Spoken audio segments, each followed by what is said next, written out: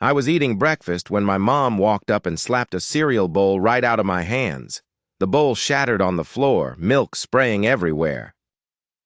"Stop stealing our food, you mosquito!" she screamed. "From now on, you buy your own groceries or you don't eat. Period." I stared at her, shocked and covered in cold milk and Lucky Charms. For years, I'd been using my employee discount at grocery stores and paying for most of it with my own cash. I didn't think I'd ever need to tell them, but now all of a sudden, I'm a parasite, a freeloader. I kept my mouth shut, cleaned up the mess in silence.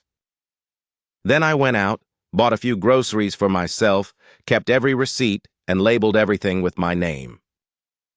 My parents smirked at each other over dinner that night, confident they'd finally save money without their thief bleeding them dry. When we went out to buy groceries, my parents acted arrogant, throwing expensive brands into the cart without looking at the price tags. Perrier sparkling water, truffle oil, Tide Pods.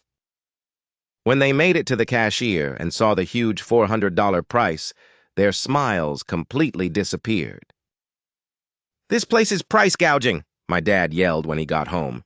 "It never cost this much before." But it did. It's just they'd never actually done the shopping themselves. Even at other stores, they ended up buying pre-cut fruit for $30 when whole fruit was $5. Someone convinced them to buy organic water for $40.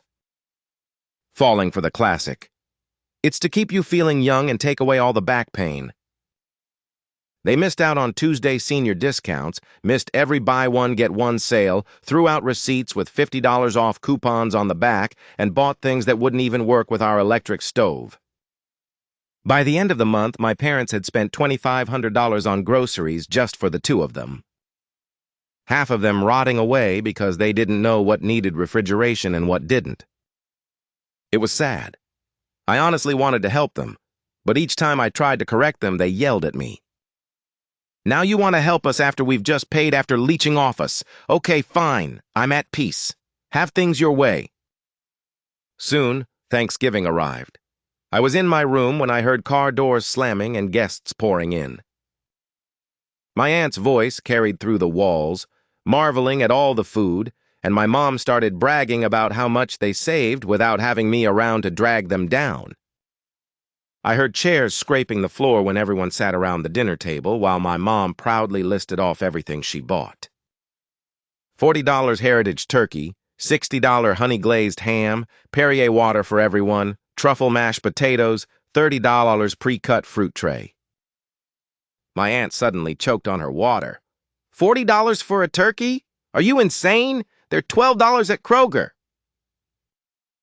My uncle jumped in.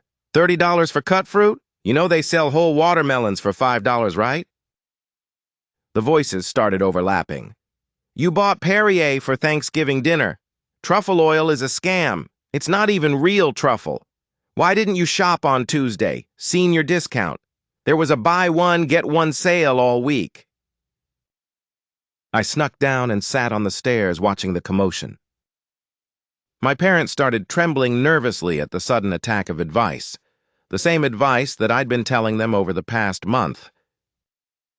My mom started crying that they didn't know any of that. How are they supposed to know? Nobody told them. My aunt looked confused. "Why didn't you ask your son for help? I text him every week before I shop.